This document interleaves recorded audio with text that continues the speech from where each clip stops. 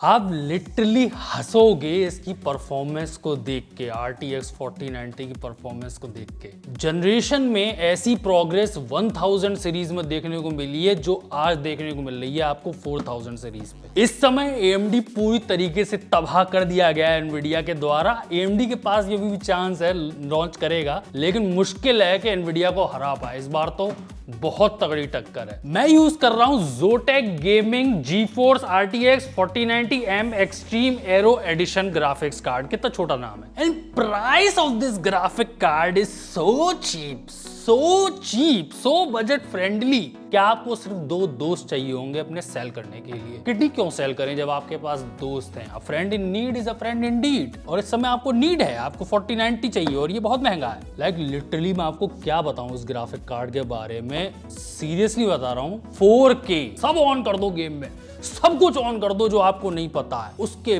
बावजूद high refresh rate पाओ आप इस ग्राफिक कार्ड से। मैं आपको अपनी पर्सनल बताऊं, अब इतने सारे ग्राफिक कार्ड रहते हैं ना, मुझे भी ध्यान नहीं रहता है कौन सा ग्राफिक कार्ड कौन से सिस्टम में और क्या करने हम जा रहे हैं। ये मेरे पास था, मुझे इसके सिस्टम में लगाना था और बेंचमार्क करना था। मैंने कहा आज इसे जैसे तैसे सिस्टम में लगाए देने, क्योंकि थोड़ी सी स्ट्रगल होती है, इतना बड़ा ग्राफिक कार्ड है, पावर सप्लाई वगैरह चेंज करो और कहीं कोई प्रॉब्लम ना आ जाए। तो मैंने कहा आज सिर्फ लगाते हैं, कल देखेंगे इसकी बेंचमार्क। मैंने लगा दिया। मैंने कहा एक आध बेंचमार्क चला के देख लें कि ग्राफिक कार्ड सही लगा हुआ, ऐसा ना हो कल सरप्राइज मिले। तो मैंने चलाया, ठीक है ये शैडो ऑफ द टूम रेडर चलाया है और उसमें 200 से ऊपर FPS आ रही है, तो मैंने देखे हैं, तो कौन सी बड़ी बात हो गई। फिर मुझे ध्यान आया IG तुम ये 4K रेजोल्यूशन पे चला रहे हो, ये जो 200 के ऊपर जो FPS मिल रहे हैं ना तुम्हें शैडो ऑफ द टूम रेडर में, वो रे ट्रेसिंग वगैरह सब ऑन करने के बाद मिल रहे हैं। मेरा दिमाग घूम गया। मैंने कहा इतनी ताकत का कोई क्या करेगा, जरूरत से ज्यादा ताकतवर ग्राफिक कार्ड है ये। इसका क्या मतलब है जरूरत से ज्यादा, वो मैं आपको वीडियो में बताऊंगा। लेकिन ताकत का आप अंदाजा इस तरीके से लो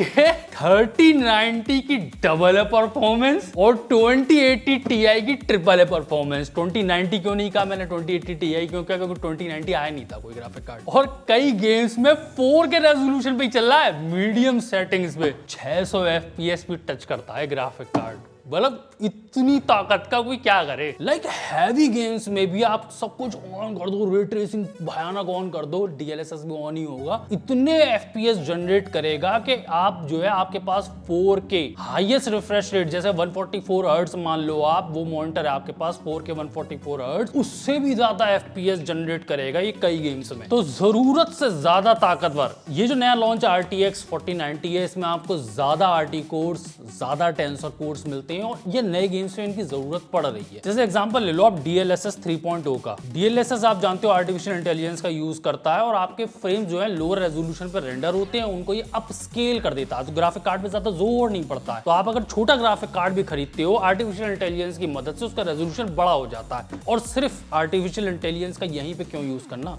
सिर्फ अपस्केलिंग क्यों करनी, इसके तो बहुत सारे काम है। तो उनमें से अब एक और काम जुड़ गया है कि आपके फ्रेम्स भी जनरेट कर लेगा ये। यानी कि अगर आपके 60 FPS निकल रहे हैं मान लो, तो आर्टिफिशियल इंटेलिजेंस जो है उसमें और फ्रेम ऐड कर देगी। आप मान लो 60 से 120 FPS हो जाएगा। ग्राफिक कार्ड की उतनी पावर है, सिर्फ आर्टिफिशियल इंटेलिजेंस का जादू है जो आपके फ्रेम रेट डबल हो गए। और अच्छी बात ये है, आप ये समझो कि इसमें ग्राफिक कार्ड को काम नहीं करना पड़ा, CPU को काम नहीं करना पड़ा। DLSS ने आपके फ्रेम बढ़वाए, CPU बॉटलनेक नहीं करेगा, क्योंकि अगर आप सिर्फ प्योर कंप्यूटर पावर से ही फ्रेम्स जनरेट कर रहे हो तो CPU पे जोर पड़ेगा। 600 FPS यार, कम ऑन, कितना भी पावरफुल CPU आप इसे यूज कर लो, अगर आप 4K के नीचे और लो सेटिंग्स पे चलाने की कोशिश करते हो, CPU भयानक बॉटलनेक करेगा इस ग्राफिक कार्ड को। जरूरत से ज्यादा ताकतवर है ये ग्राफिक कार्ड। देखो मैं आपको क्लियरली बताऊं, ये ग्राफिक कार्ड बना हुआ है 4K रेजोल्यूशन पे गेमिंग करने के लिए। High refresh rate, high setting, 4K resolution, even जा सकते हो तो 8K गेमिंग आप करो इस ग्राफिक कार्ड पे। अब जब मैं कह रहा हूं 4K रेजोल्यूशन पे गेमिंग करनी है और हाई रिफ्रेश रेट भी निकालता है, आप कितना भी ग्राफिक कार्ड पे जोर डाल लो, highest of the highest setting कर लो, तो आपके पास इसके लिए मॉनिटर भी तो होना चाहिए। अच्छी बात ये है, अगर आप ये सोच रहे हो कि आज मुझे पता है कि 4K 60 हर्ट्ज मॉनिटर जो है वो तो मेन स्ट्रीम में है, ठीक ठाक रेट पे मिल जाते हैं, लेकिन कहीं ऐसा तो नहीं है कि 4K हाई रिफ्रेश रेट वाले मॉनिटर बहुत महंगे हो, नहीं है, ठीक ठाक प्राइस उनकी भी आती है और अवेलेबल है, बहुत महंगे नहीं है। जैसे थोड़ा भी चमत्कार आता है तो कई बार प्राइसेस बहुत ज्यादा हाई हो जाते हैं मॉनिटर्स के, ऐसा कुछ भी नहीं है। LG का 27 इंच का मॉनिटर जो है 4 के रेजोल्यूशन का 144 हर्ट्ज पे चलने वाला नैनो IPS पे चलने वाला 50,000 में अवेलेबल है। एसर का तो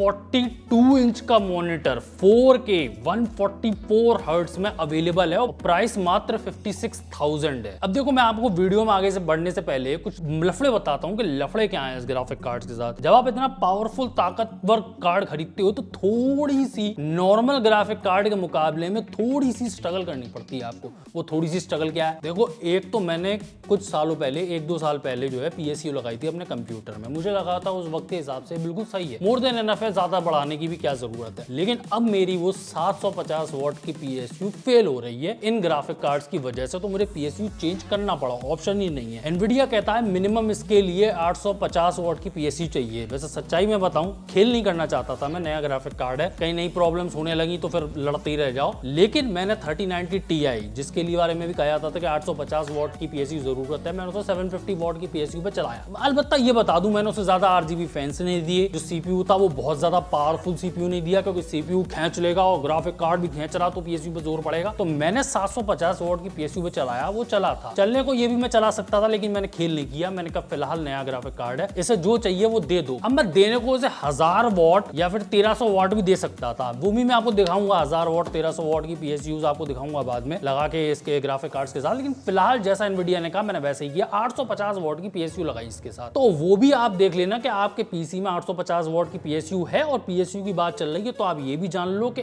अब नया स्टैंडर्ड वाली PSUs आएंगी, ATX 3.0 वाली PSUs आएंगी, जिसमें डायरेक्ट PSU से ही 12 वोल्ट हाई पावर का कनेक्शन आएगा। इस समय तो क्या करना पड़ रहा है, इसके साथ आते हैं डोंगल। आपको 4 अपने PCI 8 पिन कनेक्टर्स जो है उस डोंगल में लगाने पड़ते हैं। फिर वो डोंगल जो है 12 वोल्ट हाई पावर वाला जो वो पोर्ट है वो अपने ग्राफिक कार्ड में लगाना पड़ता है। इस समय तो ये खेल करना पड़ रहा है। और जो ये कनेक्टर है ना जिसकी बात मैं कर रहा हूँ आपको, ये 8 पिन से 12 वोल्ट हाई पावर में कन्वर्ट कर रहा है, उसको लेके थोड़ा सा ना मुझे डाउट है। वो थोड़ा सा मुझे उतना मजबूत कनेक्टर नहीं लगता है जितने PCI एक्सप्रेस कनेक्टर्स हमेशा से रहे हैं। इतने पावरफुल, इतने कर्रे प्लास्टिक के PCI एक्सप्रेस कनेक्टर्स होते हैं, उन्हें लगाओ लगता है सॉलिड है। मतलब अगर खींचा खांची करी ना तो ग्राफिक कार्ड उखड़ जाएगा एक बार को, लेकिन कनेक्टर नहीं उखड़ेगा। ये बड़ा मजबूती से पकड़े हुए एकदम सॉलिड है। लेकिन ये 12 वोल्ट हाई पावर कनेक्शन जो है ना, ये थोड़ा सा मुझे डर लगता है इसको ऐंठने आटने में। मैंने ऐंठा नहीं है इसे बिल्कुल भी। अगली दिक्कत ये है कि ये इतने बड़े ग्राफिक कार्ड्स हैं, लिटरली इतने बड़े ग्राफिक कार्ड्स हैं कि आप कैलकुलेट कर लेना अपना साइज वगैरह। मैंने इसे बड़े से बड़े ग्राफिक कार्ड्स में, ये खैर मसला मैं 3090 Ti से ही झेल रहा हूँ। ये इतने बड़े ग्राफिक कार्ड्स हैं सारे कि इन्हें आप सोच समझ के कैबिनेट्स खरीदो। और कई पुराने कैबिनेट्स अगर आपके पास होंगे वो तो फेल ही हो जाएंगे, गारंटी की बात है। मेरे पास जो इतना तगड़ा 680X पड़ा हुआ कॉर्सर का, मुझे उसके आगे पंखे निकालने पड़े, जबकि वो खुद भी बहुत बड़ा कैबिनेट है। फिर भी कोई ऑप्शन नहीं था मेरे पास, मुझे पंखे निकालने पड़े तब जाके ये ग्राफिक कार्ड लगा उसके अंदर। और एक सबसे बड़ी प्रॉब्लम ये है कि इन ग्राफिक कार्ड्स के अंदर आपको डिस्प्ले पोर्ट 1.4A मिल रहा है। अब इसकी जो मैक्सिमम कैपेसिटी है वो 4K रेजोल्यूशन पे 120 हर्ट्ज निकालने की है, और आपका ग्राफिक कार्ड तो इससे कई ज्यादा निकाल सकता है। 4K पे आपका ग्राफिक कार्ड 200 FPS भी निकाल सकता है, कम से कम 144 हर्ट्ज तो निकाल ही सकता था। और मॉनिटर भी आपके पास 4K 144 हर्ट्ज था, लेकिन इसका डिस्प्ले पोर्ट आपको 120 हर्ट्ज ही सपोर्ट करेगा, उससे ज्यादा नहीं। तो ये बहुत बड़ा लफड़ा है। और एक बार बताऊं आगे बढ़ने से पहले, हमेशा ये एक वीडियो बनाते हैं हम लोग के 3090 Ti बायर्स का क्या होगा। जब 3000 सीरीज के फ्लैगशिप ग्राफिक कार्ड रिलीज हुए थे तब हमने वीडियो बनाया था कि 2080 Ti वालों का क्या हाल हुआ होगा, उन्हें बड़ा बुरा लग रहा होगा। सेम कहानी कुछ कुछ ऐसी यहाँ पर भी है कि जिन लोग होते हैं 3090 Ti हाल फिलहाल में खरीदा हुआ तो उनका बड़ा बुरा लग रहा होगा। लेकिन ये कहने वाली बात है, 3090 Ti जो खरीदना भी चाहते थे उनको अवेलेबल कहाँ था। और अगर उनका मन था कि MRP पे कुछ मिल जाए तो 3090 Ti भी खरीदे, तो वो